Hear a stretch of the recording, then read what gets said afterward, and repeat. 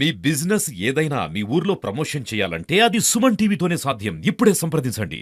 Hi hello నమస్తే welcome to Suman TV Khammam. నేను మీ Vijayasri.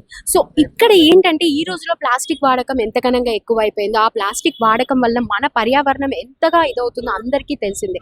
So ఆ ప్లాస్టిక్ అనేది దానివల్ల మన భూమిలో అది కలిసిపోవడానికి అసలు టైం పట్టదు, చాలా టైం పడుతుంది. సో దానివల్ల మన పర్యావరణం కానీ మన నేల కానీ చాలా కలుషితం అయిపోతుందని చెప్పేసి సో ఆ ఉద్దేశంతో ఇప్పుడు మనం ట్యాంక్ బండ్ దగ్గర ఏదైతే ఉందో ఆ ట్యాంక్ బండ్లో కూడా ఆ ప్లాస్టిక్ వాడకం కానీ ప్లాస్టిక్ కవర్లు కానీ ఏవైతే ఉన్నాయో అవి వాడటం వల్ల మన పర్యావరణానికి ఎంత ముప్పు వాటిల్లుతుందో, రేపు భవిష్యత్ తరాల్లో రేపు వచ్చే వాళ్ళకి వాళ్ళకి ఏమి ఇవ్వాలి, ఎలా ఇవ్వాలి, ఏంటి అని దానికి సంబంధించి ఇప్పటి నుంచే మనం జాగ్రత్త పాటిస్తూ పోతే రేపు మనకు వచ్చే తరాలకైనా ఒక మంచి భవిష్యత్తుని ఇవ్వగలమన్న ఉద్దేశంతో ఏంటంటే ఈ రోజు మన ఖమ్మం పట్టణ ప్రజలకు ఒక అవేర్నెస్ తీసుకురావాలన్న ఒక బాధ్యతగా మన ఖమ్మం మున్సిపాలిటీ సిబ్బంది ఇక్కడ ఉన్నారు. సో వాళ్ళు ఏంటంటే కార్పొరేషన్ సిబ్బంది, కార్పొరేషన్ కానీ ఎవరైతే ఉన్నారో వాళ్ళందరూ కూడా సో ప్లాస్టిక్ ని నివారిద్దాం, మనం ప్రకృతిని కాపాడదాం అని చెప్పేసి నినాదాలతో ఇక్కడైతే ఫ్లెక్సీ కార్డ్స్ అన్ని పట్టుకొని కూడా ఒక ర్యాలీ లాగా చేస్తున్నారు. సో మన మున్సిపాలిటీ సిబ్బంది ఇక్కడ ఆ మున్సిపాలిటీలో కార్మికులు ఎవరైతే ఉన్నారో వాళ్ళందరితో కూడా ఒక అవేర్నెస్ కల్పించడానికి అయితే మన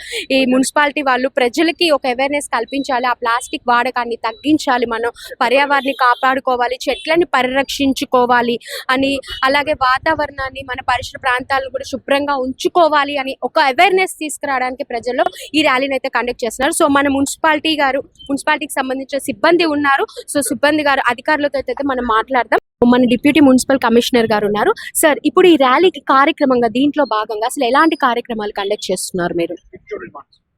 ప్లాస్టిక్ నిషేధం ఒకటండి, అట్లాగే చెట్లు నాటడం ఒకటి, అట్లా మన ట్యాంక్ బండ్లో మొత్తం క్లీనింగ్, మొత్తం చెట్లు గడ్డి మట్టి ఏం లేకుండా పరిశుభ్రతగా ఉండాలని చెప్పేసి, పర్యావరణం అంతా కూడా పరిశుభ్రంగా ఉండాలని చెప్పేసి ఈ స్వచ్ఛ సర్వేక్షణ భాగంగా చేపడుతున్నామండి.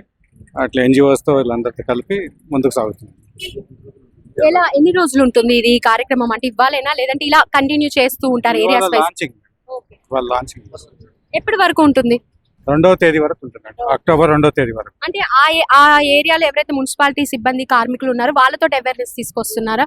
ఎలా ప్రజలకి? కార్మికులతోటే అవేర్నెస్ తీసుకొస్తున్నామండి, ఎందుకంటే వాళ్ళ ద్వారానే ప్రజలకు చెత్త వేయకూడదు, చెత్త వేస్తే మీ దగ్గర ఎలా ఉంటుంది అంటే చుట్టూ దోమలు రావటం కానీ ప్రవహించడం కానీ, వాటి వల్ల డెంగ్యూ, కలరా, మలేరియా అనేక రకమైన వ్యాధులు వస్తాయి. కాబట్టి మీ ఇంటి చుట్టూ పర్యావరణం కూడా పరిశుభ్రంగా పెట్టుకోవాలని వాళ్ళకు అవగాహన తీసుకురావడం జరుగుతుంది. అంటే ఇప్పుడు చెట్ల గురించి కూడా చూశాను, పచ్చని చెట్లు, ప్రగతికి మెట్లు. సో చెట్లను నాటించే కార్యక్రమాలు కూడా ఏమైనా చేస్తున్నారా మీరు? చేస్తున్నాం మేడం, తప్పనిసరిగా వాటికి కూడా చెట్లు నాటడం ప్లాన్ చేస్తున్నాం. సార్, ఇప్పుడు ఈ ర్యాలీ అయితే నిర్వహిస్తున్నారు, అంటే ఏంటి ప్రధాన ఉద్దేశం ఏంటి ఈ ర్యాలీ నిర్వహించడానికి? కమిషనర్ ఆదేశం ప్రకారము ప్లస్ తెలంగాణ ప్రభుత్వం ప్రవేశపెట్టిన స్వచ్ఛత హ్యాప్ సేవా సంస్థ లాంచింగ్ ప్రోగ్రాము 17 సెప్టెంబర్ నుంచి 2 అక్టోబర్ వరకు కార్యక్రమం ఉంటుంది. ఈ కార్యక్రమం భాగంగా కొన్ని ట్యాంక్ బండ్స్ కానీ, పార్క్స్ కానీ, ప్లస్ కొన్ని ఏరియాస్ ఎన్నుకున్నాం. వాటిలో daily cleaning, plus bushes cutting, drain cleaning, gang works అన్నీ నిర్వహిస్తాము. ప్లస్ మనకు ముందొచ్చే తరాలకు సుధా చెట్లు నాటుకోవాలి, ప్లస్ పరిశుభ్రంగా ఉంచుకోవాలి, ప్రతి ఒక్కటి కాలనీస్ అన్ని క్లీన్గా ఉండాలనే ఉద్దేశంతో గవర్నమెంట్ ప్రవేశపెట్టిన స్వచ్ఛత హ్యాప్ కార్యక్రమం ద్వారా అది ఈ మధ్య కాలంలో చూస్తుంటే డెంగ్యూ జ్వరాలు కూడా ఎక్కువ అయిపోయాయి మన కాడ చూసాము. దాని ప్రకారం దోమల వల్ల కూడా దాని మీద కూడా ప్రజలకు కొంచెం అవేర్నెస్ రావాలనే ఉద్దేశంతో కూడా చేపట్టి ఉంటారు ప్రభుత్వం.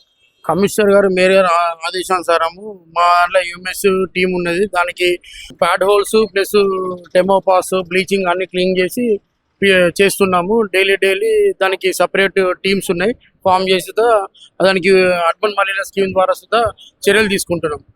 ప్లాస్టిక్ రహితం కూడా చెప్పారు, అంటే ఎలా తీసుకొస్తారు ప్రజలు? అంటే మనం ఎంత కంట్రోల్ చేసుకున్నా కూడా ఎక్కడో చోట ఆ ప్లాస్టిక్ అనేది కామన్ అయిపోతుంది, ప్రతి ఇంట్లో అది కామన్ అయిపోతుంది. మనం ఎలా అంటే ఆ ప్లాస్టిక్ కవర్స్ ఏదైతే ఉందో బ్యాన్ చేసాం అనుకుంటున్నారులే కానీ షాప్స్లలో ఇంకా దొరుకుతున్నాయి. మరి దానికి ఎలా సొల్యూషన్ ఏంటి అసలు?